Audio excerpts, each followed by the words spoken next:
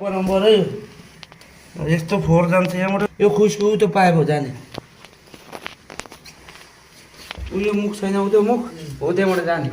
यो मन्डी ट्याप लाएर अनि यहाँनिर फिक्स बनाउनु पर्यो पानी जान्छ अझै फेरि अलि हेरौँ पानी माटो जान्छ फेरि बन्द हुन्छ पल्लो पालमा त कसरी छिराउनु अनि हो ऊ त्यो पल देख्नु भएन ऊ पलबाट फल लगाएको देख्नुभयो नि अब यो फेरि त्यो दायाँमाको माटो फेरि गयो भने फेरि बन्द हुन्छ फेरि यो यस्तो गयो भने त होइन अहिले खुल्ला यो त यो पानी यत्तिकै बसिरहन्छ निकालिदिनु सफा गरिदिनु